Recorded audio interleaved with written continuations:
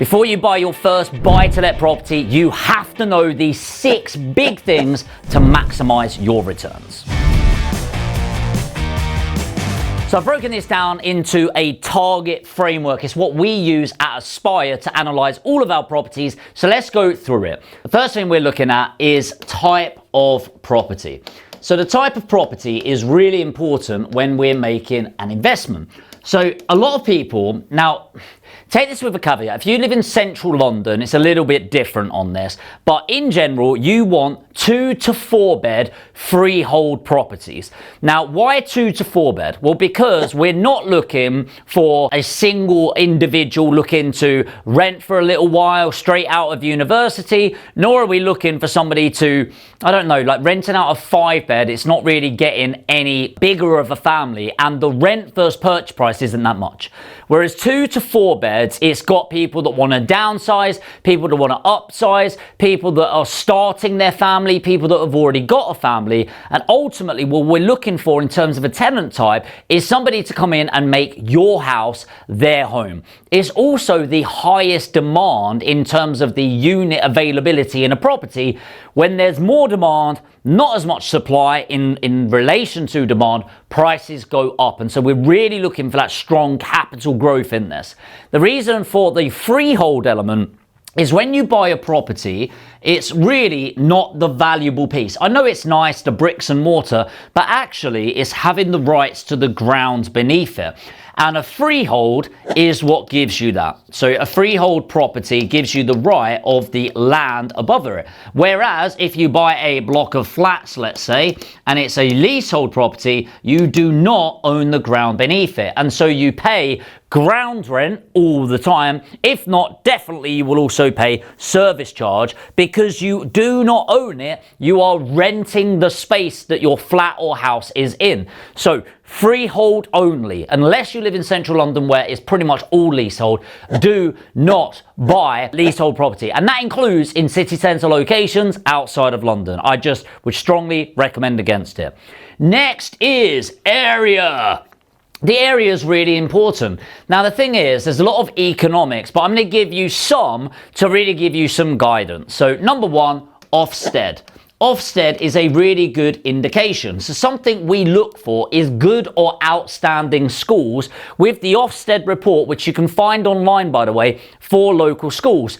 This does 2 things. Number 1, it increases the odds of a young family moving into your property, which is the perfect tenant, by the way, as long as they pay, which most of them do if you vet them properly.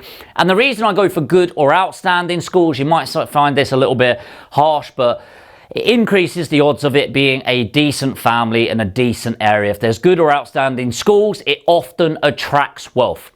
Number 2, I'm going to look at average earnings in the area. Now, why do I look at average earnings? It's not exactly earnings on its own, which, by the way, you can get this data from Property Data or Street Check. I actually really like using Landlord, which gives a lot of availability of all of that. So it's earnings versus the property price in that area. So in the UK, the average property price is about 290 to 300,000, depending on what month you look at it. So call it 300,000, for example, just to ease. Now, outside of London, the average salary in the UK is 30,000. It's actually 28,000, but we'll make it easy and say 30,000. The average property is around 10 times that of a salary, which is crazy when you think about it. It's actually between 8 and 10, just to give you accurate figures. Now, you might not like it, and you might go, yeah, but times are so hard. But factually, what that means is a property price has got the ability to go to at least 8 to 10 times a salary, and somebody can still afford it. Not nice, I know, but that is the reality. What that means is, let's say in an area where we are, where an average salary might be 25,000, but the property price is only 125,000, it's got a long way to go. So technically that property could go up to between 200 and 250,000 and it still be affordable. Again, you might get, people get really arsy about this sort of thing. It's just facts, it's just numbers, okay? People can factually afford that. People are paying that. And so it's a local small economic thing that allows us to understand it. The other thing that I'm really looking for in an area is a good socio-demographic breakdown. So social demographics, you can find that on the tech that I mentioned before, the software. And essentially, social demographics are the breakdown of an area. So you've got different codes like A1 to D1. And in general, it's 25%, 25%, 25%, 25%. It gives you an idea of the tenure of property, which is the ownership of property. So the average in the UK is 30% of the UK property is owned outright, no mortgage. 30% is owned with a mortgage. So that's 60% that represents people that own the property that they live in. 21% is the private rental sector, people like myself, people like you, buy-to-let landlords, and 19% is social housing, so government housing and the lower end of the stock range, if that makes sense. But if I'm looking at these, it's really important. What I'm also looking for is the strongest areas in the UK. I'm just going to make this very easy for you. The two strongest areas, in my opinion, right now, is going to be Leeds and surroundings, specifically West and South Yorkshire. And the other one that I really love is Nottingham. I don't operate in Nottingham just because logistically I'm not set up there. And that shocks people because people often think, oh, if it's outside of London, Manchester. Yes, if we were having a chat 7 to 8 years ago, Manchester would be in my list. However, it's just not anymore. I don't believe it's one of the best areas in the UK anymore to invest. I actually think it's massively overinflated for the economic reasons that I've mentioned, and it's taken over by a lot of off-plan, which you should never buy, by the way. So West Yorkshire, South Yorkshire, Nottingham, which is great. And by the way, if you've got 50,000 or more and you want to build your own portfolio, maybe you don't have the time to do it, that's where we come in at Aspire. We find the same investments, the same areas, the same properties for you. If you want to have a chat about how that works, then put APG in the comments. I'll put a link in as well. I'll link it to the top. So type area. Next is regeneration. There we go. So regeneration, there has to be things going on in the area. Now this will involve infrastructure as well, but I'm looking for big government signed off contracts. So this would have been HS2 if the government didn't balls that up, right? Shock, horror. But things like, if you look at the South Bank development in Leeds, which is 350 football pitches. It's the second largest residential development in Europe ever. It is absolutely crazy. And then here's one, is look at Stainforth. Stainforth is near Doncaster, and it's got a 280 hectares, which I think is 650 acres. Might be making that up slightly. Development going on, but have a look at these. These are two massive developments going on. It's huge. This isn't just buildings. So for example, the South Bank development, which is the south range of the city centre, is doubling the size of Leeds city centre. What? Leeds City Centre is big already. It's got massive employers there. We've got all of the TV studios that moved up, the financial centre of the UK, media centre of the UK, culture centre of the UK, all of these big things, and they're doubling the size. Now, the thing is, when these developments go on, these are the off-plan developments. One thing they do, which is why I say never buy them, is they're massively overinflated in price. But you'll always get some sucker buying them, and I'm sorry if you've been one of them, by the way. But you get some sucker buying them. Often it's foreign buyers that can benefit from the arbitrage of their currency versus the pound, right? But what it does for all of the local housing stock is drives up the prices to a crazy level, but not just in that area, all across West and South Yorkshire in this case. And it's horrible. I'm not going to lie, it's shit if you are a renter in the local area looking to save up to buy. Because if you don't buy in the next 12 months, it's going to get very, very difficult. But this channel isn't about talking about that. It's about how we can take advantage of the situation and helping you do it. So look for the regeneration, because this won't just be buildings like properties to live in. It will be hospitals, schools, new train stations, etc., etc. It adds a huge amount of value. Next is the G for growth. The long-term average growth in the UK is 7.9%. We are looking to beat that over the long term. Now, as I've mentioned in prior videos, growth does not go, oh, there we go, it doubles every 10 years. That was easy. No. In general, property values double every like 10 to 13 years. But it will look, let's say we're here and that's doubling in 10 years. It will be like this. Okay, it's all over the place, which is why I always say, if in doubt, zoom out. We want to focus on the marketing trends, and overall is 7.9% roughly, depends on the stat, say 7.5 to 8% is a fair range of the long term since the Doomsday Book in 1066. And as I always say, past doesn't guarantee the future, but 1,000 years is pretty decent evidence. What we're trying to do is be really conservative. So if we said between like 4 and 5%, you're not going to go wrong. Now, is that every year?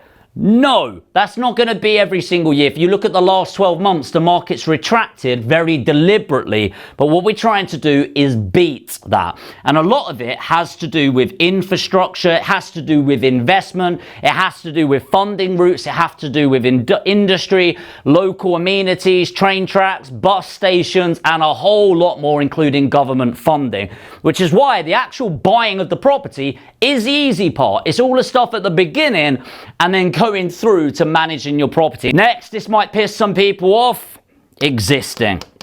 It's got to be an existing property. I do not believe in off-plan property at all. Like, honestly, think of all of the benefits of a off-plan property.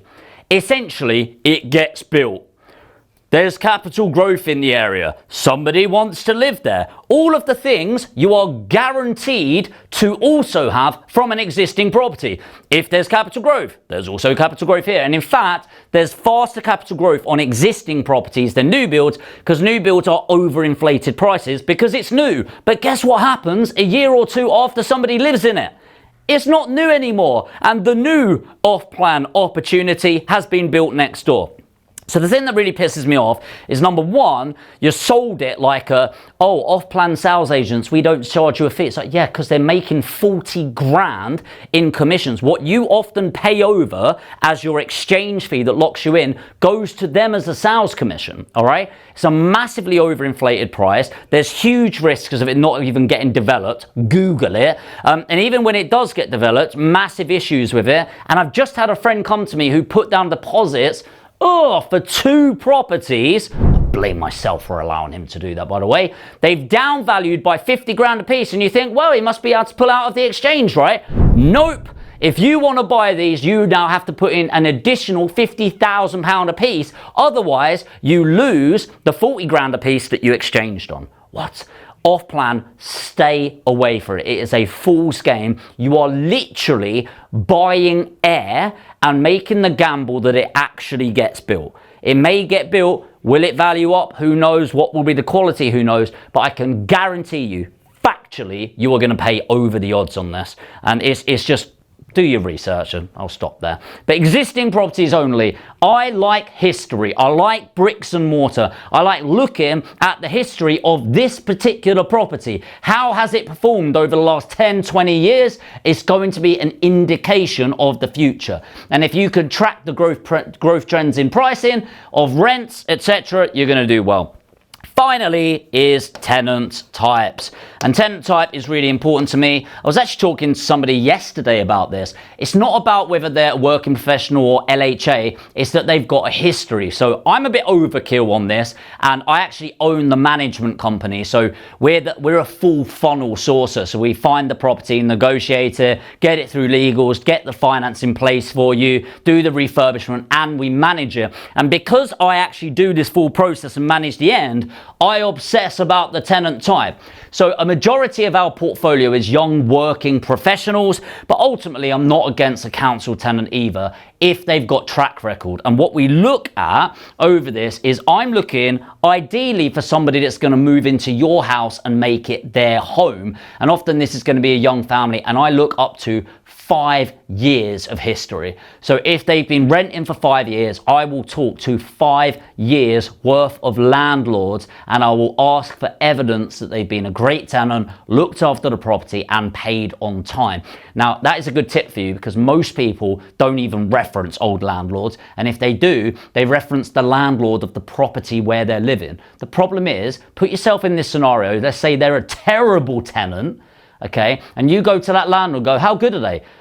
Is it fair to say they might be motivated to lie to you in order to get the tenant out? Because if they go, I'll be honest, they've trashed my house, they refuse to move out, they've not paid me for 6 months, Are you going to go, sounds great, we'll take them in, lovely jubbly? Or if they go, yeah, they're brilliant, you won't have any problems with them, and it gets you out, I bet there's a lot of people out there would be willing to lie like that to get them off of their books and onto yours. So we do a lot of background checks on the tenants. Now, does that guarantee they're going to be great for us? No. Shit happens, okay? Do we have some tenants that don't pay? Yes. Welcome to the reality of property. We are trying to increase our probability, so we look at our target. So 2 to 4 bed freehold properties in an outstanding area that's got great regeneration going on. We've got history of growth, and we're trying to beat the long-term growth in the UK of 7.9%. We only buy existing properties, not new build, not off plan, and we make sure we get a world-class tenant type that wants to make your house their home. That's how I do it. How do you invest? Let me know in the comments what you thought of this video. Is the target criteria a nice framework to help you on your journey? Let me know, give me feedback. Ultimately, these videos are for you. If you're ready to make this year the year, stop just watching videos and ready to take the action. If you've got 50K or more, we can help you build your portfolio of boring, vanilla, buy-to-let properties in West and South Yorkshire. Put APG in the comments. I'll put a link, pin it to the top so you can fill in your details. Completely free, by the way, strategy call, one-to-one. We'll record it, add as much value as we possibly can to you. If you've got value from this video, make sure to hit that like button. If you are new to the channel, you're getting value from this sort of thing, make sure to hit subscribe and the notification bell. I'll see you in the next video.